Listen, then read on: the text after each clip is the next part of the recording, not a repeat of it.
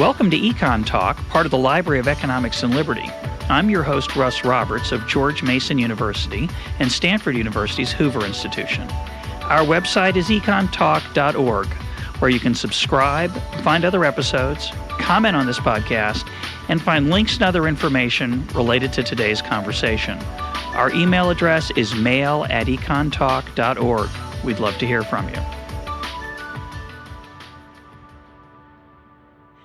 Today is February 24th, 2010, and my guest is Katherine Newman, the Malcolm Stevenson Forbes Class of 1941, Professor of Sociology and Public Affairs at Princeton University. She's the author of many books. The one we'll talk about today is Chutes and Ladders, Navigating the Low-Wage Labor Market, which came out in 2006. Katherine, welcome to EconTalk. Thank you, Russ. So this book is an outgrowth of an earlier book you did, and an earlier study and research you did on the working poor. Talk about the field work you did and the how the sample was created. Who are the people you're going to be talking about and who you looked at? In the middle of the 1990s, I got interested in the lives of the working poor because so much of the research in my field on poverty focused on those who are part of the welfare system, which has never been popular, even among people who are on welfare. And my feeling was that sociologists and to a large degree economists as well had really ignored the large number of poor people in the United States that worked for a living in favor of studies that focused on the dynamics of the welfare system. And because I was living on the Upper West Side of New York, where I was teaching at Columbia University, Harlem was right next door to me. In fact, I lived on the edge of Harlem. And it was evident to me that people in Harlem were going to work in very large numbers. You could see them every morning on their way to work in neighborhoods that by any standard of measurement would be regarded as very poor. You still had a very large number of workers. In fact, my statistical examination of Central Harlem, where I did most of this field work, showed that in this very poor neighborhood, over two-thirds of the households had at least one worker in them, but they were still very poor. So this begged the question, who are these people, and what's the role of working poverty in poverty, which was surprisingly not a question asked at the time. So I decided to pursue this by studying a sample of people who worked for a large and will remain unnamed fast food chain who were part of this large labor force in the service sector in Harlem. And so the people I began following were the 200-some-odd people who had jobs at these fast food restaurants throughout Harlem, and another 100 people who had applied for those jobs and failed to get them. So the first book on this subject was called No Shame in My Game, The Working Poor in the Inner City. And it both made use of survey data and interviews and then very detailed studies that took more than a year to gather the material for about a handful of people who I thought of as emblematic of certain categories of people in that Harlem workforce. So my study is meant to be representative of people who were working in the low-wage service sector, principally in the fast food industry. But then by the time I finished that book, welfare reform was a fact. It hadn't been when I started, but the welfare reform bill was passed in 1996.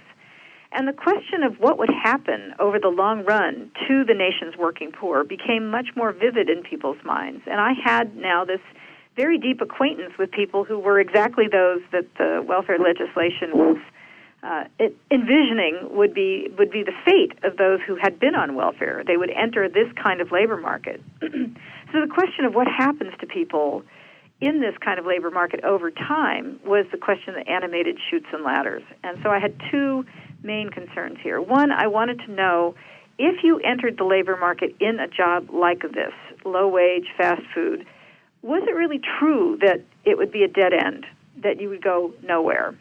Or were there mobility possibilities for people who entered the low-wage labor market? Of course, you could go down, too. You could go down. You could go, and you don't see a lot of 60-year-old cashiers at fast food restaurants, so it's clear you don't stay there forever, but the question is... Well, you stay there a lot longer if you're in Harlem than if you did on Long Island. Yeah, that's probably true. The labor turnover in high unemployment areas of New York City in those jobs was actually much, much less, much slower than in healthier labor markets. But the second question I had was, what would it mean if you had thousands and thousands of low-skilled people coming off of the welfare rolls into that labor market? Would the people that I found there to begin with, who had not been part of the welfare system, be hurt by this flood of new entrants to the labor market? And those are the questions I really began with. That second question, of course, is similar to what people worry about with immigration. Mm-hmm. You have a new or an ongoing or continuing group of what appears to be competitors, and what's the impact on you? And obviously economists debate this a lot. It's something we haven't talked much on this program about. I tell the listeners out there, I hope we get to it soon, actually, because it's an issue that's very important. But this is a related issue, obviously, in how labor markets work. So tell us what you found. It's hard to. Let me just say, the book's very poignant. There's a lot of. It's a very nice mix of narrative with fact. The narrative part is extremely poignant. The lives of many of the people that you talk to and their ups and downs. Try to summarize it as well as you can, because obviously each person's different, Right. which is the charm and power of case study. But try to give us some idea of what patterns you did find. So here's what I found. First of all, contrary to what I expected and what I think most economists expected at the time, most of the people in my study did very well. About a third of them were no longer poor at all by the time I finished the final follow-up, which was 8 years after I began the original research for No Shame in My Game. One of the reasons why that was possible was that the period of my follow-up intersected one of the very strongest labor markets we have had since the Second World War. So in the late 1990s, and right up to about the year 2001, we had record low unemployment in the United States. We had very high growth. We had very low inflation. And these conditions were sort of, what would we call it, perfect weather as opposed to a perfect storm. It was a good time. They were very good times, possibly not to be repeated in my lifetime. I hope I'm wrong about that. But Ditto. It was a almost uniquely good time, and that period was kind not only to those of us at the top end of the skill ladder, but it actually made a very big difference for people at the bottom. There were tremendous opportunities opening up to them relative to what might have been the case if I'd done that study 10 years later. And so this was important from my point of view because it suggested that some of the dominant language of the time, that these people were damaged, that they didn't know how to seize opportunity, that they are sort of fundamentally intended for the low-wage labor market, was incorrect. That if opportunities presented themselves, they would run for them, and they did. And so part of my purpose in Chutes and Ladders was to describe the pathways to upward mobility and the ways in which those people who managed to succeed did so. And there were a number of different pathways among them. One was that when labor markets tightened, the firms they were in began to grow, and they were growing even in inner city neighborhoods. So they were, these fast food agencies were expanding, creating new shops, and they were pulling employees off the shop floor in the original restaurants and promoting them into management as the firms grow. So in a high-growth industry, opportunities open up even for people at the bottom to move up within the organization. And even if those are short job chains, which is characteristic of service sector employment, if there are new establishments opening up, there will be much more opportunity than there would otherwise be, which seems sort of... What do you mean by short job chains? Not very many rungs up on the ladder above your head. Mm-hmm. Service sector industries tend to be like that. They don't have a lot of promotion possibilities in them relative to other kinds of industries. But if there are many, many establishments opening up, a managerial labor force is needed to monitor them, and people can move up off the shop floor to do that, and that's what happened. So that was one route to upward mobility. Another route to mobility was to get more education, and that's the one that I think most economists rely on, to develop more skill, either through education or training. One of the interesting things about the book is the range of skills that people went after, the range of institutions they attended. People, economists tend to, I think, often very narrowly think of high school, college, graduate school. But there's a lot more educational opportunity out there for people with low skills that your sample took advantage of. That's true. For example, one young man who I described in the book worked for this fast food firm for, 3 or 4 years at least. And during that time period, he attended a trade school where he got a certificate in refrigeration and air conditioning, which is actually quite costly. It was really very expensive. As I recall, it was somewhere around $3,500 to get that credential. But once he got it, he could earn 4 times the hourly rate that he was earning on the fast food shop floor. So you ask yourself, how did he do that? After all, his earnings were so low. How did he afford it? And the answer is that those workers who were fortunate enough to live in households where someone else could take care of the cost of living, put a roof over their head, put food on the table, were creating their own financial aid system out of their earnings. So this young man lived with his aunt and uncle. They paid for his room and board. They didn't charge him. He could take all the money he earned and put it toward this certificate, and that's what he did. Which is still hard to do. Oh, it's not easy to do at all. There's a lot of other things you want to spend money on, obviously. Exactly. But he was very determined. He knew if he got that certificate that he would be able to earn a lot more money, and the day he finished was the day he quit his fast food job and went to job fairs. We attended job fairs, my field team did, with him.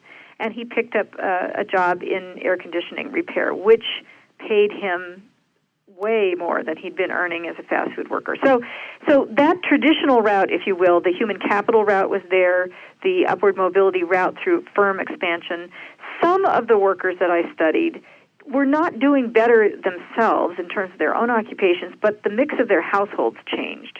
And so the mobility of their families or the economic stability of their families was much more positive than it had been in the past.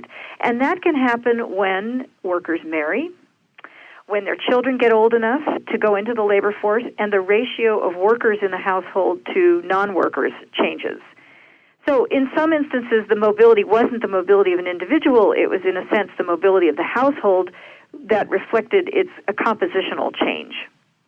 One thing I was struck with, kept thinking as I was reading the book, was the famous, I think it's F. Scott Fitzgerald to Hemingway, or I can't remember which direction the quote goes. One of them says, the rich are different, they have more money. Yeah. Which is, what's charming about that quote is, of course, it's on the surface, it's just a fact, and that's all that's different about the rich, they have more money. And of course, having a lot more money has a lot of implications. It certainly does. So as I read your book, I was thinking, the poor are different, they have less money, which is a huge part of their problem, of course, but it's compounded by family issues, drugs, cultural challenges, racism, the panoply of things and challenges and hurdles that the folks in your study overcome and sometimes, sadly, fail to overcome is really a rich portrait of what there is in their lives other than just money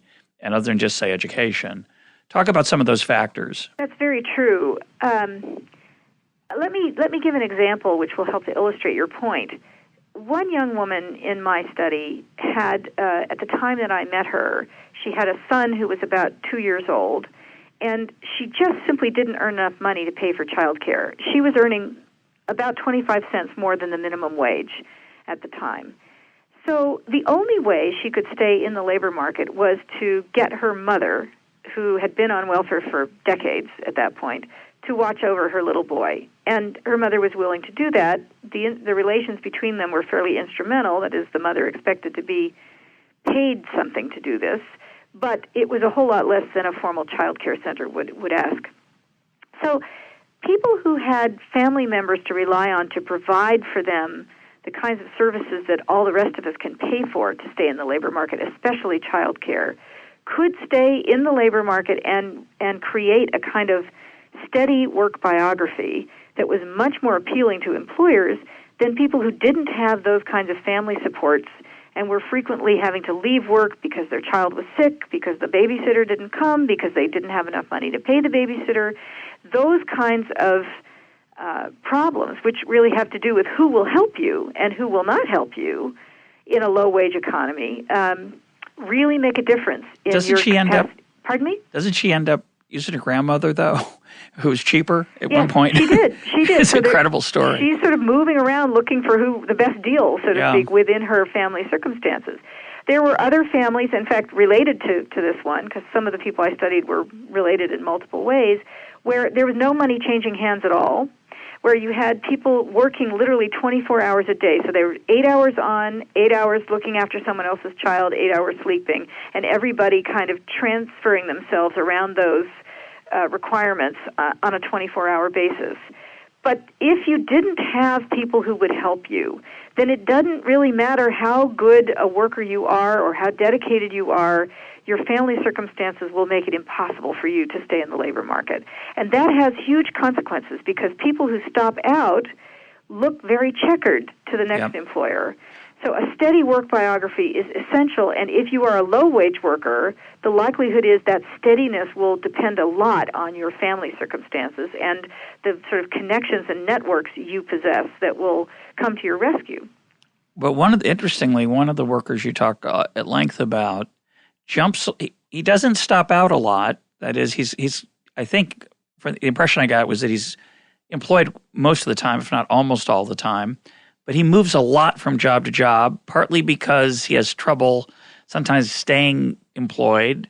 The employer sometimes there's some anger issue or some event happens and he messes up. But he's always able to find another job. Not a particularly better one until the end of his story, which turned out with a radical move.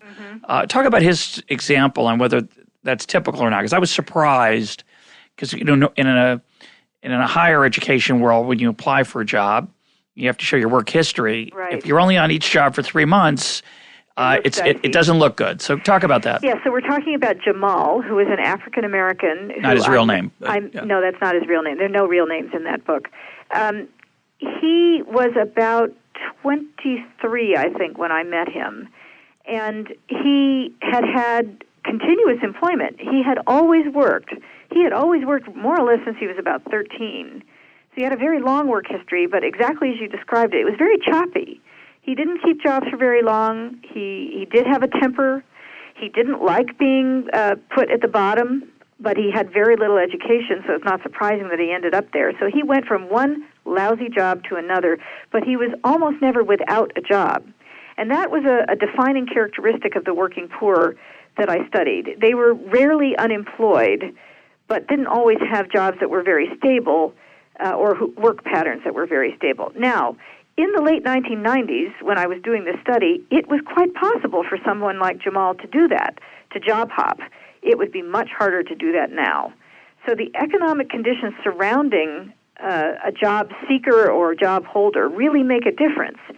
You will have much more slack to job hop if there's very high demand for your labor and very low supply. So we had really tight labor markets. I mean, in some parts of the country, like Massachusetts, for example, unemployment was down to about 2%, which is so low that employers were lining up outside the prisons and waiting for men to come out of prison, trying to get them on training courses while they were inside, and then hiring them the instant they stepped out. Now, we don't see that now.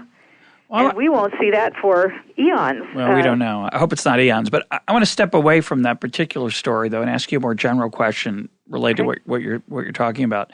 So right now we have very high unemployment relative to the mid-'90s or even the mid-'80s when things improved after a very bad recession. Right. So we had a bad recession in the early '80s, a very mild one in the early '90s, a mild one in 2001, and a really bad one right now. And right now, the unemployment rate's very close to 10%. It's 9.7. We're taping this in February of 2010.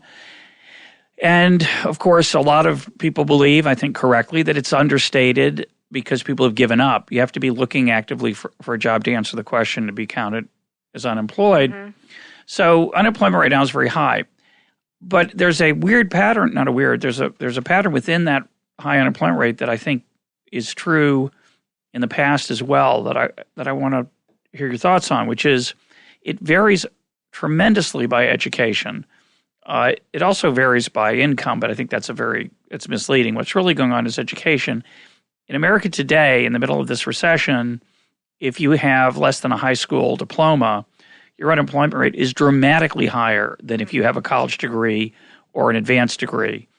I'm sure that was true in 1996 too, or 1998. And the reason I think about that, so even though the labor market was booming and it was tight, it was a good time to look for a job because there was a lot of growth. There was employers eager to find people and struggling sometimes to find people. I'm sure it was true that among people who had little education, which is a lot of your sample, that the unemployment rate was still fairly high, what we would call the measured unemployment rate. And in fact, one more fact from your study, as you point out, even in these good times, employers turn down, I think you said 12 out of 13 candidates for your fictionally named Burger Barn fast food chain. That figure comes from the period before the boom. By the time so that figure of I think it was like 13. 1 out of 13 folks get. 13. There's 13 applicants for every opening. Right. That comes out of the early period, the beginning of my study, which was long before this tight labor market and my study of their mobility. So in the beginning, in like 1992, 93, 94, when we're first beginning this study, unemployment was very high. It was very high in Harlem in particular. It was 18% in Harlem, measured unemployment. Right. So that was the period in which this ratio was born. But by the time we get to like 1997, 98, 99, we're talking about an entirely different situation. We're talking about really record low unemployment rates. Now, in Harlem? Even in Harlem. For Harlem. For Harlem. I don't disagree with you that unemployment rates are higher for the low-skilled than for college graduates. That's always been the case, and it was the case even when we had very, very low unemployment. It was higher. But it was really low relative to I understand. Bad periods. So there were people who would be regarded by employers as bad bets, and they would be passed over. But at this period in time, even people coming out of jail were looking more attractive because the alternatives weren't there. And that's partly because the alternatives were moving up the ladder. And so what I was looking at, I think of it as the very best of all possible worlds for the people I was interested in. And that has not been the case since, and I don't know that it'll ever be the case again. But what was important, I thought, although accidental, I must confess, that is, when I started the follow-up, I really was just interested in what would happen to these people over time as welfare reform unfolded. Nobody knew there was going to be an incredible economic renaissance, including me. It just landed on top of my study. But it turned out to be very interesting that I did the follow-up during a period of great prosperity because it sort of reveals the limitations of a cultural argument that says the reason why people don't do well if they're low-skilled is that they're not motivated, they're uninterested, they have poor skills, they have no experience, nobody wants them, and they're scarred for life. They don't understand the work culture. All of the above. That really can't explain how it could possibly be the case that almost overnight unemployment falls to such rock bottom and you start to see very high employment rates among young black men who are usually the ones at the absolute end of the caboose. Yep. The cultural argument doesn't work very well to explain how such a dramatic change could happen almost overnight. Well, the stories you tell, the poignance of them really does illustrate, the flip side of that, the Fitzgerald Hemingway thing. The poor are just like us, other than the fact that they don't have money. In the sense, as you point out, many places in the book, they're ambitious. They want to take care of their kids. They're savvy. They understand the inside cultural, informal, not written down anywhere rules for how to get ahead. At least in your sample. I mean, one of the reason I mentioned the 12 out of 13 is that presumably there are people who are worse off than the working poor and potentially are not employable at all because they don't have these cultural savvy understandings. There certainly are, and I can't claim any expertise from this book about people who were out of the labor force altogether. I only looked at people who were working or looking for work. But the proportion of people who were out of the labor force in the sense of never having held a job was so it's tiny. Very small, yeah. No, that that's right. I don't even think it's worth wasting the paper to write a book about them. I agree. They're just too small a group. So to me, the groups that really do matter as social scientists or policy analysts are people who are or have been part of the labor force. And that is about 98% of the people, of adults in the country. So those are the ones that I feel like I have something to say about. Now, for those who didn't do well, because I don't want to represent my study as one that found everybody was a success story. That's it's a half-empty, half-full story, right? Yeah, so there were certainly people who did not do well. I broke the findings or the patterns into three groups. There was a group we've just finished talking about. I call them the high flyers, the people who did very well and did better than they ever would have expected or I would have expected. Some making $50,000 to $70,000 a year because they got that certificate or they switched jobs. They got a job with FedEx. I forgot to mention that the fourth route to upward mobility was to find a unionized job. Mm-hmm. That was very important to these workers, and some of them found public sector jobs that are unionized, the city labor force, which is really the holy grail for many of them, a civil service job. Others found jobs that were either literally union jobs or in industries that were heavily unionized and therefore competing with union shops for labor and had fairly good wages and benefits packages. So the union element in all of this was really very important. That said, as you know, unions are declining sharply as a proportion of the labor force, especially the private sector labor force. So have been steadily since about 1950. So, exactly. Yeah. So in saying that unions were very important, I mean to point to how critical they were for those who found union jobs. But I'm very aware that this is historically sensitive, and it's almost evaporating. It's almost going the way of the dinosaurs. Well, it wasn't very common in 1997 either. So it's interesting that you don't know which way causation runs in that story. I'm curious how many. I know it's just a rough approximation. It's a case study, but of those high flyers, how many of them were in those union jobs? About a third of the third. Okay. So carry on. So you have the high flyers, you have the high flyers. Then you had this middle group that I would describe as people who had made headway. They were ahead of inflation, but not much. They weren't secure.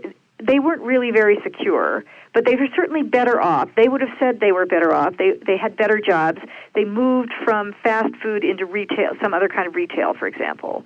They had jobs that were less dirty or less despised. Or more prestigious. Or more, right? Yeah, a little bit more prestigious. But if they were doing better, it was probably because they married or found a partner. There had to be something else going on in their household because their wages didn't shift that much. They didn't fall behind. They moved up a little bit in prestige, but they weren't earning a lot more, and they certainly weren't going to be able by themselves to make a huge difference in the material standard of living. But that was sort of a middle group. And then there was a group at the bottom that really was in trouble. They really were skidding along the bottom, in and out of the labor force, often with depression issues, often with alcohol problems themselves or in the family, very often derailed by illness. And this is where the whole health insurance issue becomes very poignant for them. Because they were often derailed not because of something that was problematic for themselves, but a relative who needed to be taken care of, a kid, a parent, and they're in a very fragile situation with respect to access to health care. And so any of those things could derail these people. And then they would be in and out, in and out, in and out, and had a very scarred kind of track record. So I do not want, I tend to talk a lot about the high flyers because nobody thought they would be there. It's a pleasant surprise, yeah. Whereas the low riders, everyone thought that was going to be the main outcome for everybody, and it wasn't. I understand. So let's talk for a minute about, I don't think you talk a lot about this, but maybe you have some thoughts on it, about the role of information, which is something we talk a lot about on this program. Struck by two things. One is some of the people that you talk about are extremely savvy in how to take advantage of opportunities in the welfare system, but Medicaid being an obvious example for people who are poor. So the first question is, did the folks who struggle to pay for health care for themselves or their relatives, did they not know about or did they not qualify for government aid? And then the second question would be also related, it sounds different. the guy who found the refrigeration certificate opportunity, do people know, the people who don't do that, is it because they couldn't get the $3,500, or is it because they don't really have time or the opportunity to find out about those opportunities? Well, those are very good questions, and the answer, of course, is always a little bit of each everywhere. Being savvy is partly a matter of having certain kinds of skills in gaining information and having networks to turn to exercise those skills with. And people really vary in the quality and range of their networks, and it's this very old mainstay observation in sociology now that weak ties are really important. When we distinguish strong ties and weak ties, we're talking about the difference between people you know very, very well who occupy a niche in the social world very similar to your own. That's a strong tie. Versus weak ties who are more diverse and who range outside of your social niche and therefore have access to information you probably don't already know. And this is an observation first contributed by the sociologist Mark Granovetter at Stanford, who studied people's job search behavior and noticed that those who had extensive weak ties did better than those who had mainly strong ties. And his explanation was that information travels better in weak networks if you can activate them. Now, you need that. It's like a portfolio. You need some diversity. Yeah. Now, here's what I found. There were people in my study who had the kind of weak ties Granovetter's talking about. That is, they had a variety of people in their social networks positioned in different occupations and industries who could, in theory, be very helpful. In practice, however, the ability to catalyze a network tie, the ability to get someone you know to do something for you, bad for you, is very uneven. So, and Sandra Smith, who's a sociologist at Berkeley, has written a very good book about this called Lone Pursuit, in which she's looking at what causes social ties to activate on behalf of their job-searching friends. And she talks at great length, and this is an observation that first began in my study. She was working with me as a graduate student at the time, that workers are very doubtful or dubious or nervous about recommending their friends for job openings unless they have enormous confidence in them. If they think this person who's asking for help is going to embarrass them or reflect poorly on them or do a bad job for the employer and therefore ruin the reputation of the recommender, they won't do anything for them. It's a universal phenomenon, I think. It is a universal phenomenon, but it has a lot of profound consequences if your only real options for job finding run through networks. There really isn't going to be anything else. There isn't going to be a job bulletin that will help you, or a career day on your campus. You don't have the credentials that will open doors for you. Now you really are, in many ways, uniquely reliant on your social network. And I found this as well, that there were people who had very good social networks that would help, and then there were people who had good social networks in terms of the ties, but they wouldn't help. And the same thing applies to something like Medicaid. Knowledge is marketized in this way. There are people who are very good at finding out information from their fellows, and Medicaid information tends to travel along these network lines. So I had one person in my story who was pregnant when the study was going on, several times in fact, and she got really sick. I mean, she was in trouble. She really was having a very troubled pregnancy. She had not seen a doctor at all for the first 4 or 5 months because she was broke and she wasn't on Medicaid.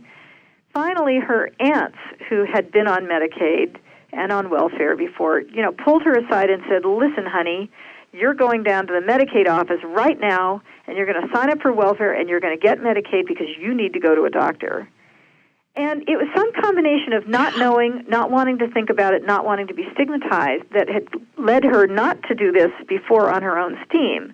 In the end, she did, because she was so sick, she was afraid of losing the baby. And she did go onto Medicaid, and they were able to help her. But so it's partly your aunt takes you aside and shows you how your mother-in-law knows something you don't know. very, very few people, I find, blast through the bureaucratic walls between themselves and public benefits, or even themselves in private job opportunities, without the insertion of a network in between. You asked about whether people don't get certificates because they lack the money or they lack the information, and there, again, the answer is usually both. Although I would say, in the case of a certificate like the air conditioning one, money is a huge barrier, huge. Money is a huge barrier for going back to school. Most of these people, I was very surprised myself at how much more education my low-wage worker sample had received over the 8-year period I studied them, because well over half of them were beyond school age at the point where I began the study. They were already in their 20s. And you don't really think of these folks as being glued to the world of further education. But in fact, they were. They got GEDs at a high rate. They went back to school. Many of them finished college degrees, even though it took them a really long time. I mean, some of them had been going to school past high school for 10, 15 years. Because they couldn't obviously go full-time. They couldn't support themselves. And that was precisely the point. They couldn't go full-time, so they would go part-time and work, or they would drop out of school and work full-time and then drop out of work and go to school full-time, and back and forth and back and forth. And that was a very common pattern. But what was intriguing to me was they really wanted to be in school. If they'd had the money, they would have stayed in school. But they didn't have the money. They were creating their own financial aid system by working in these crappy jobs. And so the lack of money would often be the biggest barrier toward either further education or the kind of certificate that would really make a difference. And of course, if you take 15 years to finish your undergraduate degree, you will reap benefits. We know this from Tom Kane's work, that every year of schooling makes a difference. But the sheepskin effect, the lack of a diploma, means you're deprived of whatever additional kick the diploma gives you for a very long time.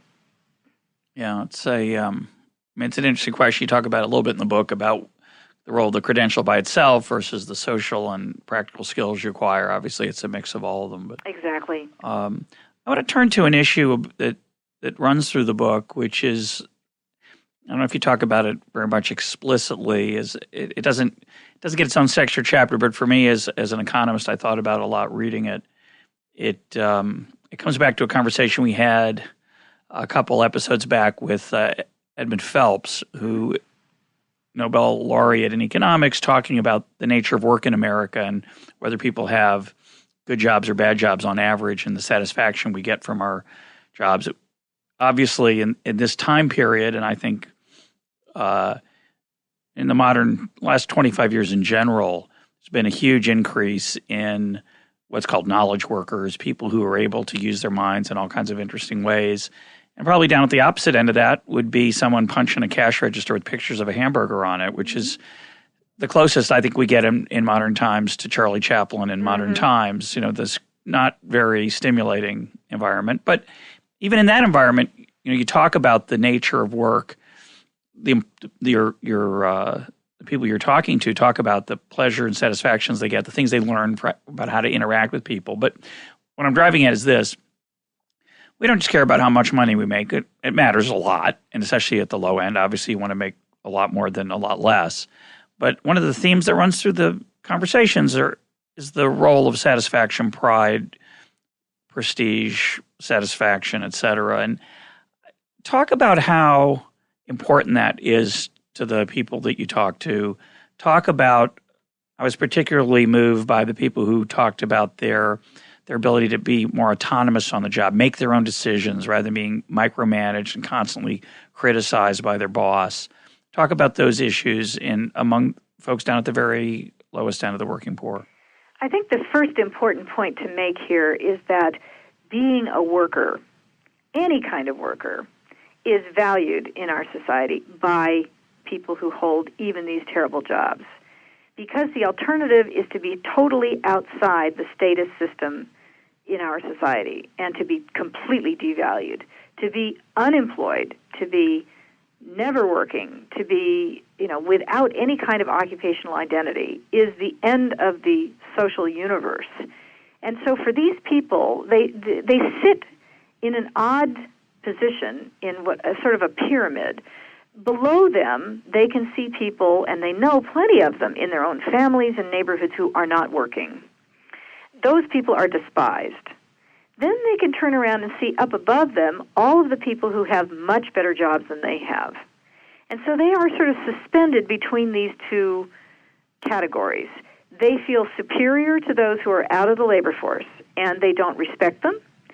And well, they resent the fact that they take claim on some of their earnings, too, you point out. They resent them. They despise them. They don't think they should have to pay from their tax, money out of their paycheck for the taxes that are required to support a welfare system. And this is right up to and including the people in their own families, some of whom are watching over their children and making it possible for them to go to work. But they turn around and look up the pyramid and say, think to themselves, I don't look like, and I'm not going to ever be a doctor, a lawyer, or any of the things, a teacher, any of the people who are up above me. So they do occupy this kind of tense limbo between those two extremes. But I think the first and most important lesson I was trying to draw from this, or idea I was trying to express, was how much just being in the labor force, in the workforce, matters to them. They really take pride in being able to have a job. At the same time, they would cover over their uniforms, even on a hot day. Some of them would commute incredibly long hours to take a job, just like the same job is available right smack in their neighborhood because they don't want to be seen working in this kind of job. So there's a weird kind of pride that's mixed with embarrassment when you work at the bottom of the labor force. And one of the things that's characteristic about those jobs, of course, is that you're heavily surveilled. You don't have a lot of autonomy. You certainly don't have it in a fast food joint.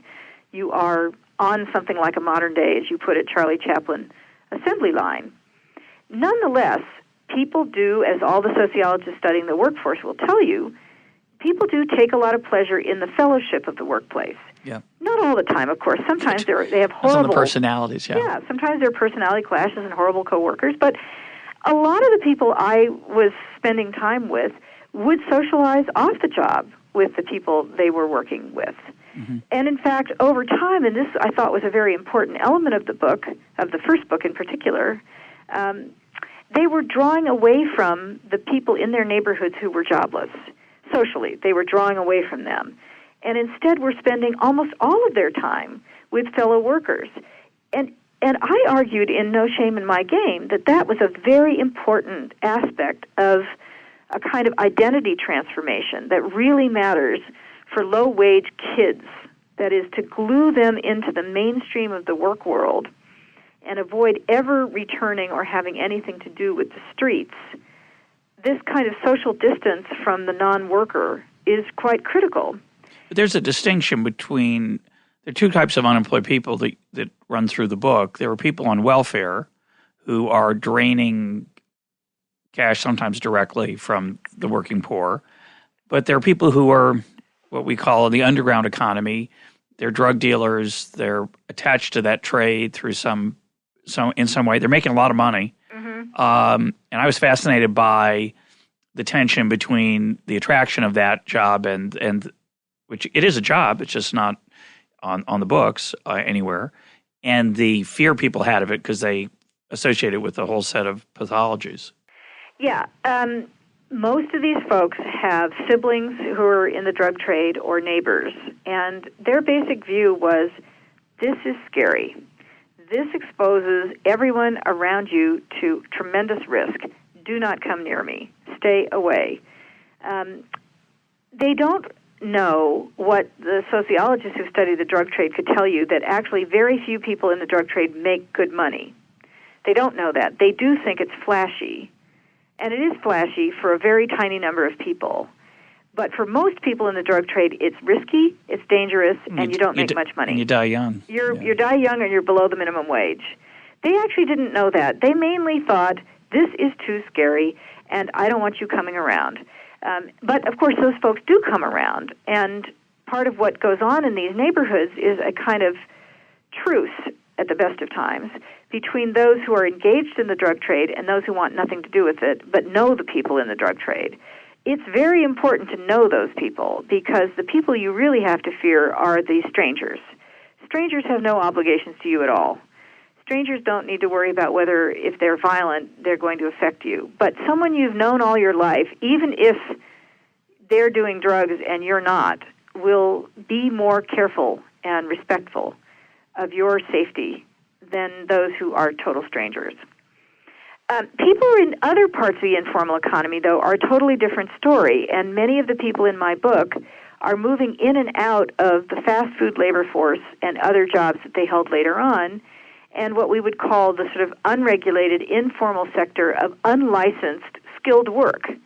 So there are some... Give some examples of that. Well, for example, one young man who I got to know quite well was taken under the wing by his dad, who taught him how to do electrical work, plumbing, the kind of very skilled handyman work. Stuff. Pardon me? Handyman stuff at a high level. A kind of a cross between a handyman and a construction worker. In Harlem and in Washington Heights, which is a Hispanic neighborhood north of Harlem, you don't call a unionized plumber to fix your leaky sink. He's expensive. It just costs too much money. Yeah. So there's a whole cadre of people who are doing work that is off the books, but not illegal. It's just not licensed. And it's not often, I'm sure it's a cash business. It totally is a cash. Not surprisingly. Absolutely, it is cash business. And some barter, I bet, too. There is barter, but at least in the period I was studying, it was mainly a cash economy, but it wasn't a licensed one. So this young man, who I first met when he was working behind the counter of a fast food restaurant, his dad taught him how to do this stuff. A lot of men do car repair the same way. And so what they do is they've got, these cars that are parked by the side of the house or out on the street. They don't have a shop, but they do the repair work, basically out of their homes. Or they fix radios, or they tinker with cell phones. This is the kind of stuff which goes on in the shadow economy, but it's not illegal in the sense of the drug trade. Yeah, that's a great example. But it was important, and for the people I was studying, even in the formal sector, they would regard those people as working. They don't really care that they're working off the books or underground. Sure, no, they have a job. They have real jobs. They're just not paying taxes. Yeah, and they're providing a service that's clearly valued. Often providing a lot more than you can do if you're just flipping burgers. Yeah, that's neat. And I'm sure they found that very satisfying work on top of it. They did, because it's very skilled and people are lining up to get their services. But in order to do that, someone has to train you. I mean, That really is crucial. And so there again, networks matter. Will your dad train you? And if he won't, would somebody else step in? You need somebody to show you those ropes. And so you could either try and get a certificate like the refrigeration guy, or try and get somebody who can just show you how it's done. We've got about 10 minutes or so left, and I'd like to put forward a set of ideas that I got from the book and get your reaction there. Okay. They play to my bias, but at least I'm honest about it. What's interesting about these kind of social issues is, there are short-run problems and long-run problems. There are short-term solutions. There are long-term solutions. And as a bottom-up guy rather than a top-down guy, it was easy for me to find evidence in your book for my view of the world. So I'm going to give you that, and then and then let you say, you can either disagree or tell me I've got a confirmation bias problem, which I know I do, and I try to work pretty hard at it to fight it. So here, let me give you three reactions that I think, three policy conclusions I gained from your book, perhaps fairly, perhaps not. Number one is the importance of growth for the economy as a whole. That, as you point out, these were good years. The American economy was growing. A lot of people point to the Great Moderation, the mid-'80s through 2008 or so, which was a time of relatively unbumpy economic growth, and that is a good policy goal, not just for the top, but for the bottom as well. So that's conclusion number one.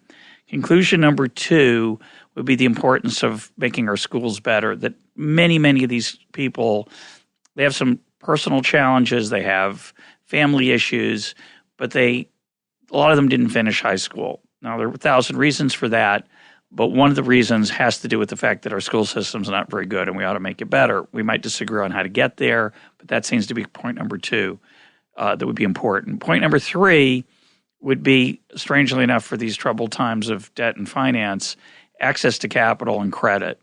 So the guy who needs $3,500 to get his refrigeration certificate, there's not a lot of access to capital. It's hard for him to borrow money. He doesn't have a credit card, even if he wanted to run it up a balance that he might have uncertainty about being able to repay it. He doesn't have an uncle usually who can lend him that money, or a parent.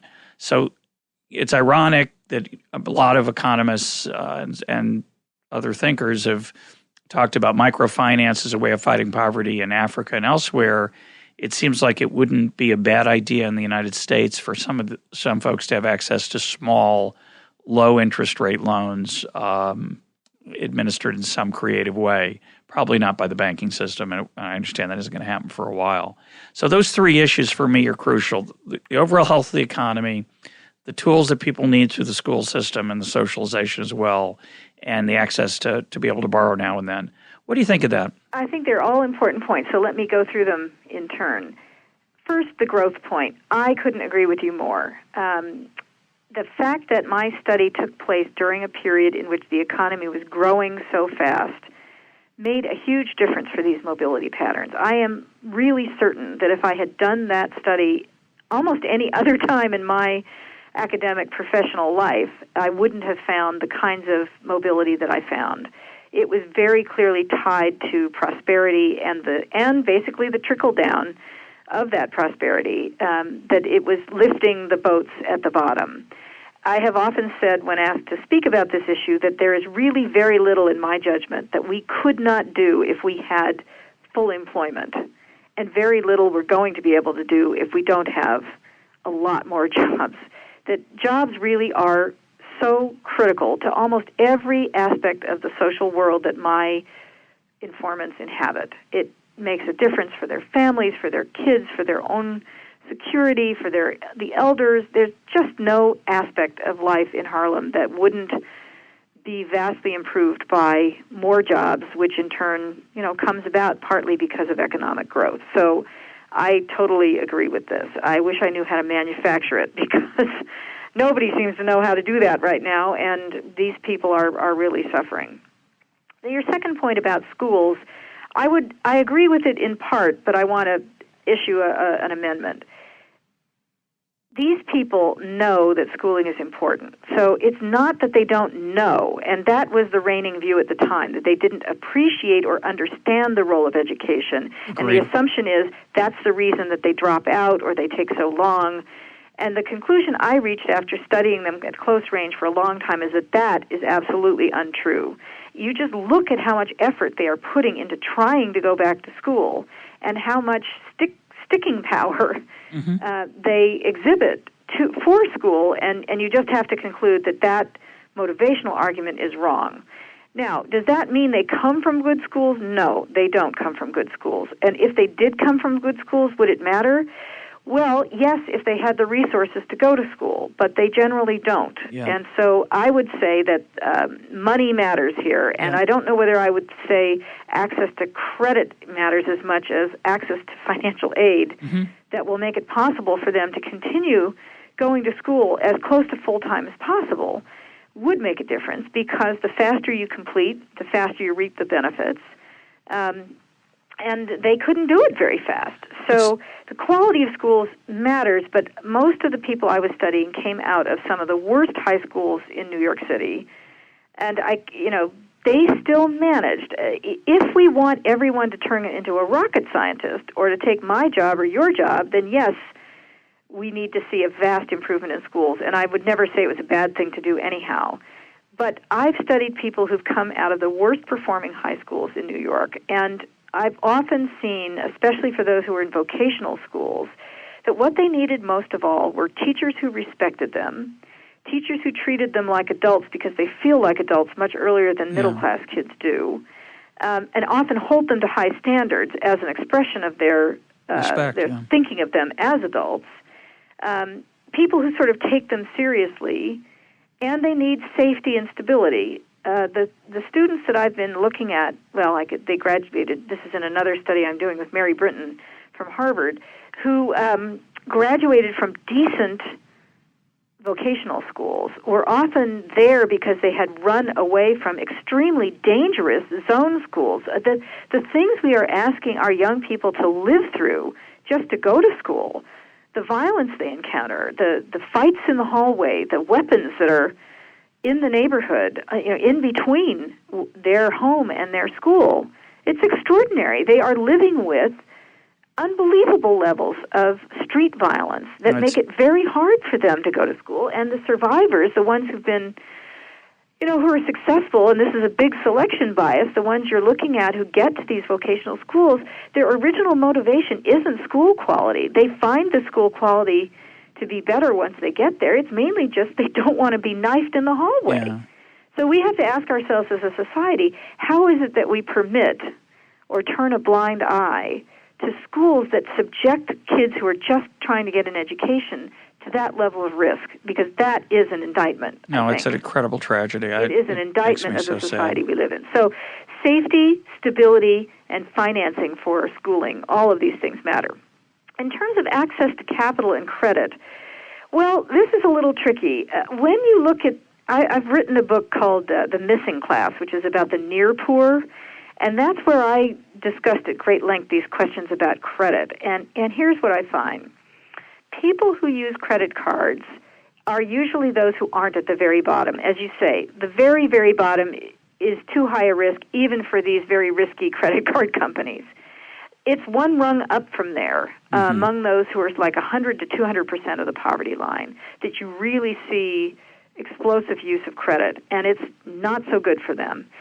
Here's what I found in my studies of the near poor. These are people who often are upwardly mobile into that category. They have been poor for a long time, and then either because the economy got better or they managed to make an upward move like those in Chutes and Ladders, they find themselves working in better jobs, and they suddenly think, I really don't want to sit on a couch full of holes anymore.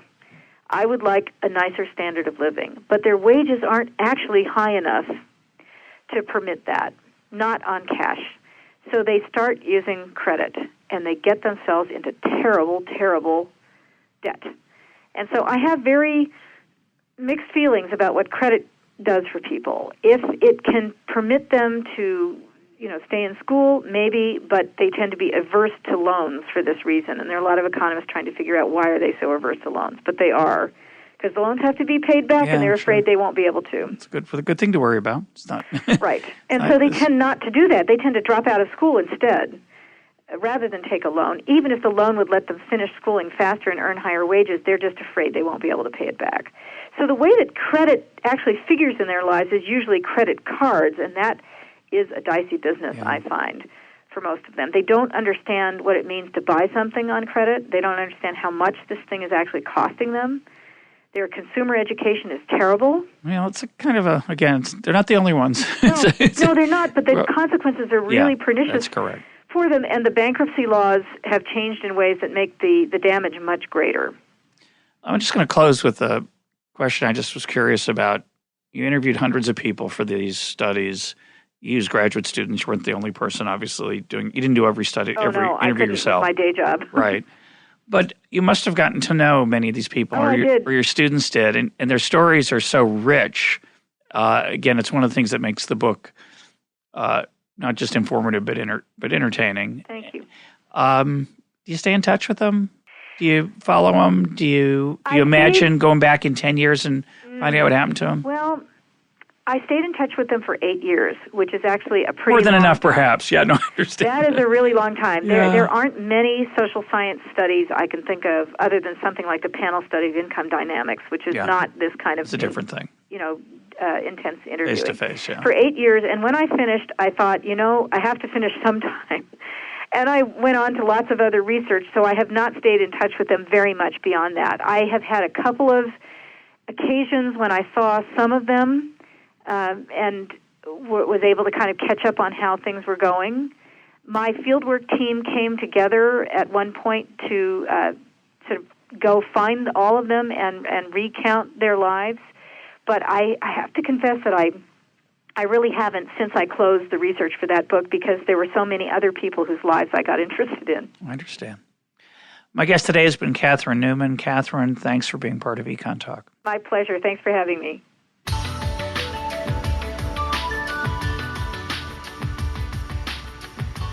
This is EconTalk, part of the Library of Economics and Liberty. For more EconTalk, go to econtalk.org, where you can also comment on today's podcast and find links and readings related to today's conversation. The sound engineer for EconTalk is Rich Goyette. I'm your host, Russ Roberts. Thanks for listening. Talk to you on Monday.